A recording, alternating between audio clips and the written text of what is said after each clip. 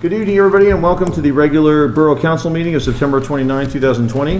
Adequate notice of this meeting has been given in accordance with the Open Public Meetings Act pursuant to Public Law 1975, Chapter 231. Said notice was sent to the Home News Tribune and Star Ledger on September 25th, 2020, posted in Borough Hall and on file in the clerk's office. All requirements of the Open Public Meetings Act have been satisfied. Tonight's meeting, once again, is on Zoom. If you're interested in joining us for public comment, you can call phone number 929-205-6099, meeting ID 833-4506-9857. The password is 485715, and Brandon, our Director of Communications, has posted this information on the screen as I'm saying it. Obviously, you can join us on Zoom using the meeting ID 833-4506-9857.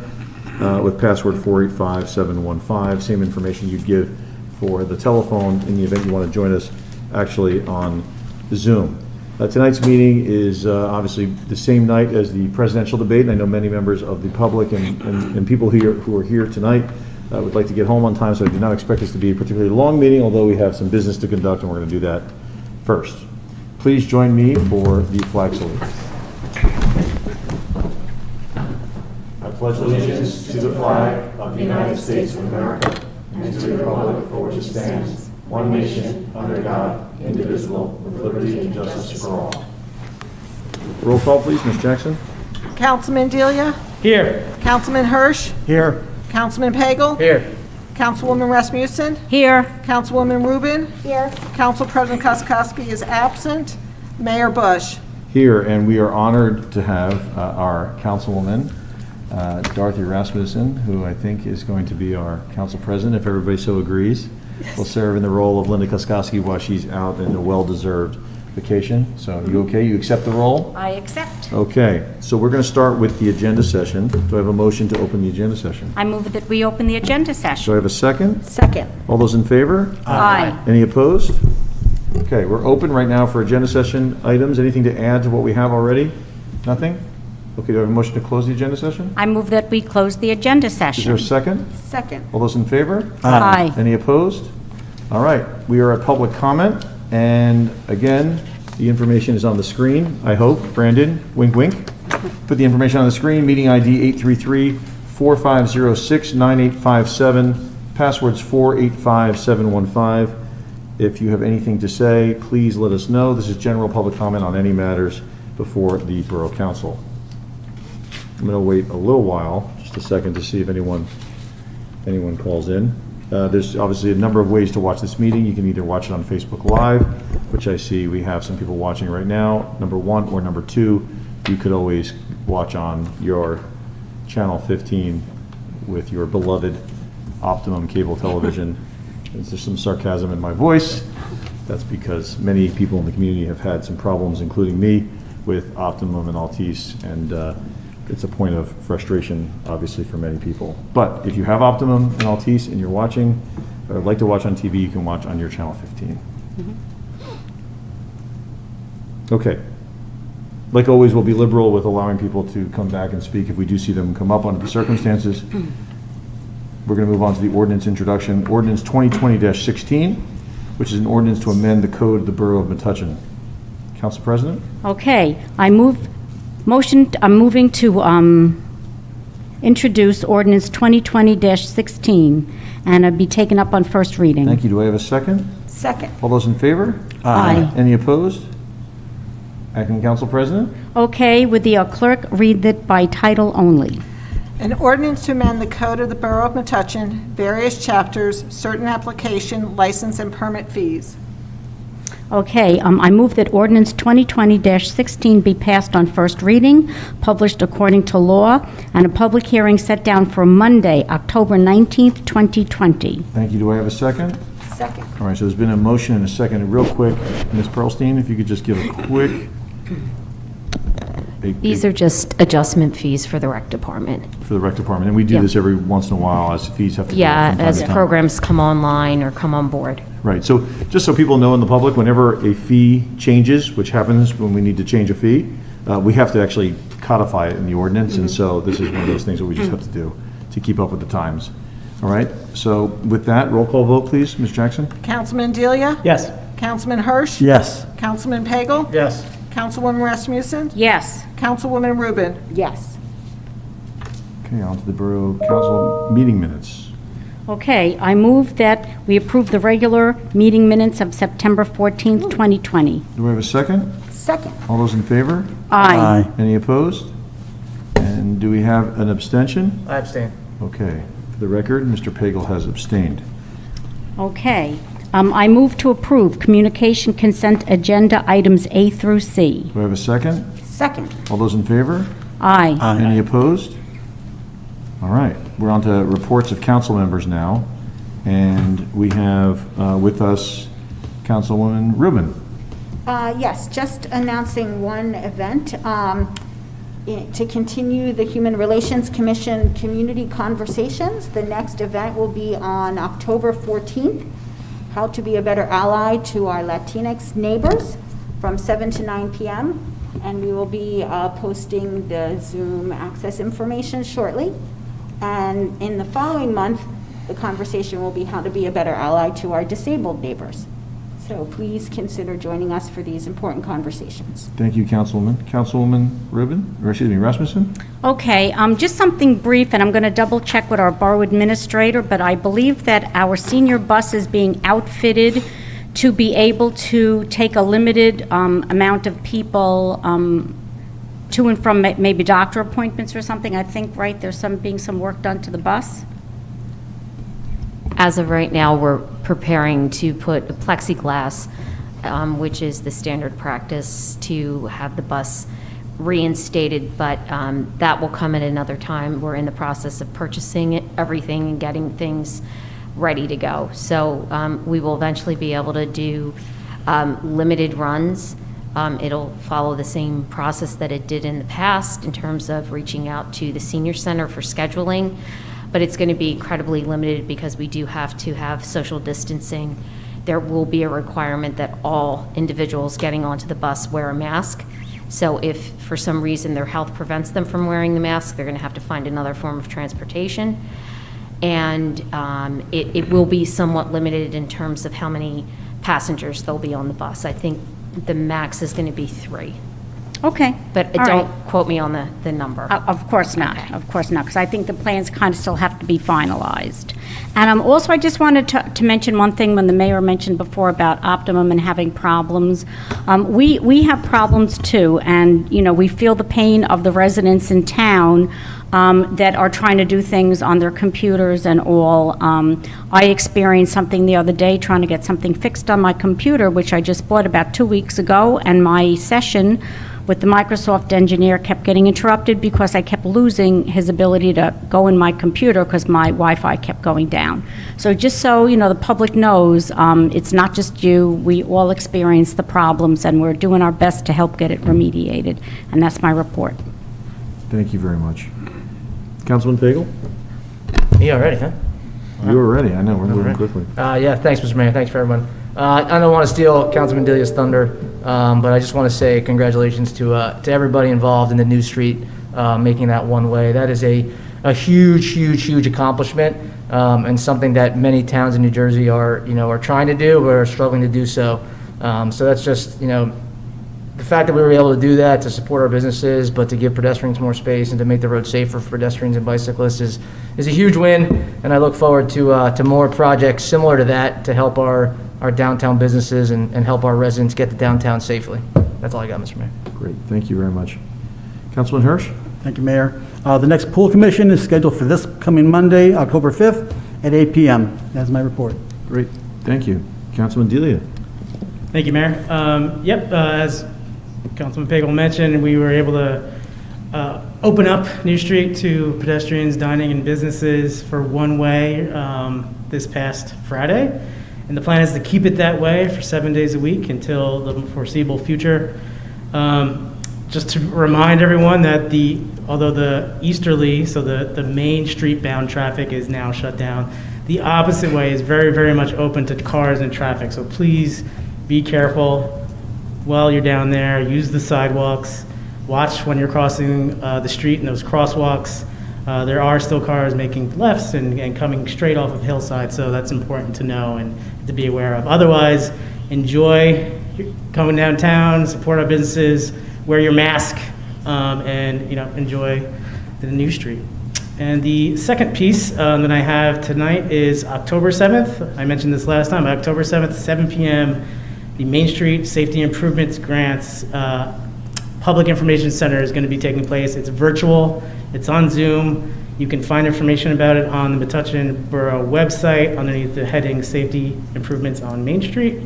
Would love for as many people to join that as possible. We need your feedback. We've delivered a plan that we think is going to help make things safer for pedestrians, for bicyclists, and for traffic in the area. But we need your support and your help to make sure we've covered as much as we can. So please attend if you can. That's October 7th at 7 p.m. There's also going to be a recording of it, and you can watch the recording if you're not able to make it on that day and time, and you'll be able to submit comments all the way through October 30th. So there's still, even if you can't make it on the 7th, there's still a chance for you to get your feedback in. So please attend or watch the recording, and that's my report. Great, thank you. Ms. Pearlstein? I just wanted to mention that we are going to be holding a special meeting on October 6th at 7:30 just to approve some contracts that are related to our application to the county for the CARES Act money. And we just weren't able to make it onto this council agenda. So I appreciate everyone's flexibility in being able to attend. It should be very short. Thank you. Thank you very much. I have a couple things. The first is, of course, and I want to thank Mr. Delia, as well as Jay Muldoon, Melissa Pearlstein, and countless others. The downtown businesses have been phenomenal. I mean, it isn't easy. You know, this stuff happens in town, and you don't just snap your fingers. This is a process.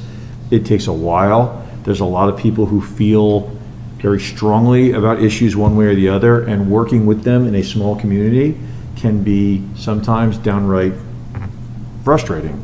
But it's the perseverance of people in our community and the fact that there's a shared good that can be accomplished if we do at the same time come to some sort of realization that this is for the betterment of our downtown. You know, we've said many times through this COVID crisis that if we do nothing, we will die. And the fact that we've had to shift and maneuver and move and push things across the finish line is a direct result of this town's desire to flourish and thrive. And I've been this weekend, I'm not going to name which town it was, I've been to other towns who are some of New Jersey's downtowns, and they are nowhere near where we are. And while obviously our goal is not just to compete with other towns, you do get a measure of success when you're in a region and you look at other places that are similar, and you get almost like a look into what could be if it weren't for organizations like the Metuchen Downtown Alliance, right, and the Chamber of Commerce, and the people in the borough who are so focused on making sure that we're doing the best thing we possibly can for as many of our businesses as possible. There are times when the goals of some businesses are different than the others, and the key is to find a way to bring it together, do as much for as many of them as possible, and I think we've accomplished that with New Street. I just left an event I was attending with Speaker Craig Coughlin, who's the Speaker of our State Assembly, and he was complimenting our borough on how just awesome New Street is. I know that he feels really strongly that this downtown dining and outdoor retail is something that really is going to have to thrive for communities to be successful as we get through the colder months. And so again, great job to everyone. This is a community effort. These things don't just happen. They happen because of good work by good people. Something you want to say? If you don't mind. No, go ahead. Just your point about the shared good just reminded me of a story that I heard when I was down there on Friday, and I hope he doesn't mind me sharing it, but it was 4 o'clock. Teddy at the Greek was trying to get his new tents set up. They were not up yet. He had diners coming within an hour. And I heard about Jason from Lots of Balls, got his guys over to Teddy, helped him get that tent up, helped him get set up. And that just goes to your comment about the shared good reminded me of that. Yeah, it is lots of our businesses are helping each other. We also had on top of the, And although, some people will accuse us of only talking about the good, there's a lot of good to be spread right now despite difficult circumstances. We had 2 ribbon cuttings this weekend for new businesses that are hopefully going to be thriving ones. I don't know how many other mayors have the chance to say that they went to 2 ribbon cuttings in a weekend in the middle of this crisis. So that was wonderful news as well. And the other piece is, obviously the more sobering part of what we're dealing with right now is that since August 31st, Metuchen has had 17 COVID cases. But I want to put this in context for everyone so you understand. I went through this a little bit on my social media earlier today.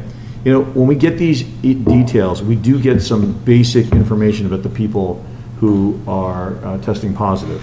Now, we don't get names. It's not appropriate for the elected officials and the government officials to have names. It's very important, for example, for the police department and emergency services to have names in case, God forbid, they have to respond to an emergency in that particular person's home. They would know to be prepared. So they have addresses and names, but they don't share them with us. And the information we get is sort of a general overview, and it helps us to look at, for example, the ages of the people, because it causes us to ask questions. Do we have an issue? Like, for example, if you were in a community that had particular numbers of nursing homes, do you have a problem in one of your senior living facilities? What are the reasons why people of a particular age are the ones testing positive for COVID? Is it people in the same family, in the same house? Anyway, that information is helpful to us. And one of the things that we keep seeing is that of the 17 people who've tested positive since August 31st, and this trend, by the way, was through August as well, but I just used August 31st since it was the end of last month.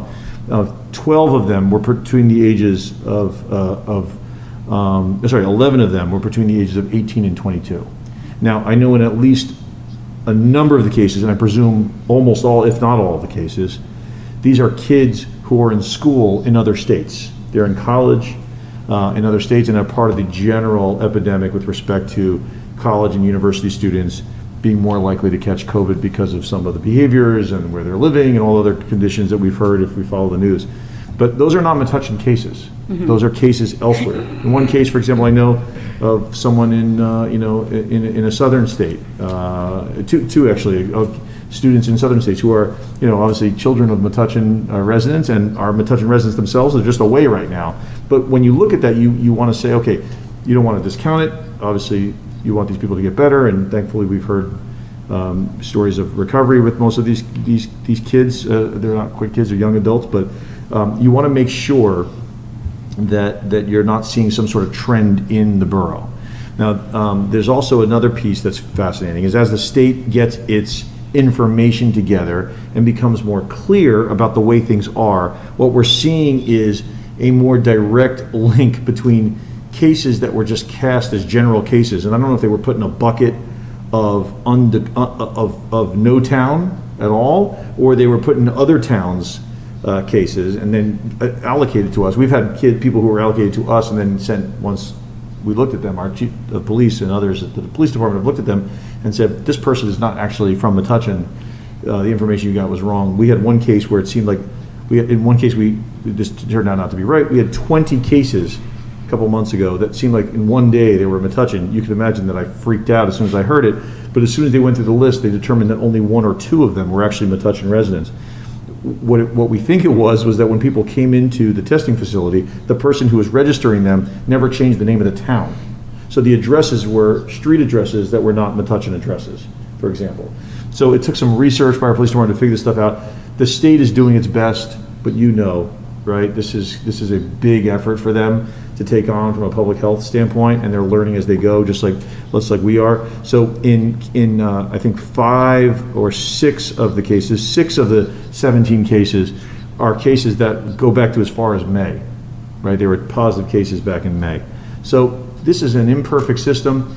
As of right now, I can fairly say to you at this moment, as the school starts on Thursday for hybrid students, I know my children are going back to school on Thursday. We went through the procedures from some of the school principals with my wife earlier today, as I'm sure many of you at home are, and figuring out where drop-off is, how this is going to work, how many masks they're supposed to bring with them, clean masks versus a place to put your dirty mask, how they're supposed to behave, conversations to have with them. But as we're doing this, I just want the community to be confident in knowing that there is not a particular rise in cases right now, okay, in Metuchen.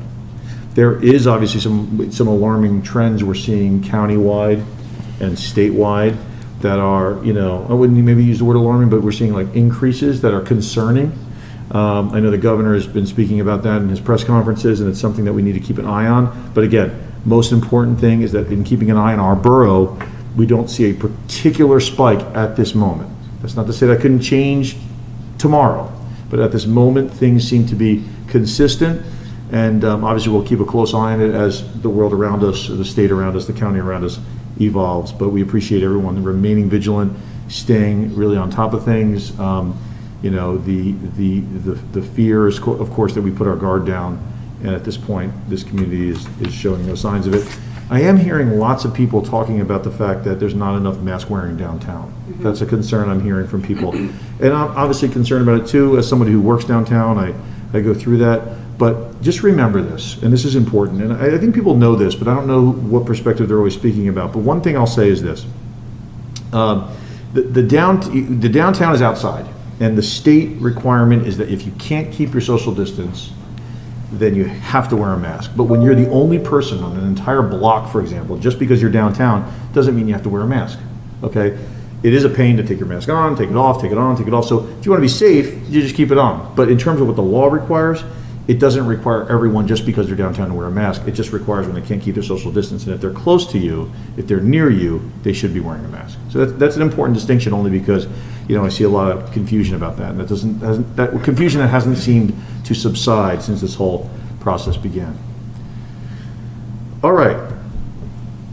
With that, new business consent agenda. Okay.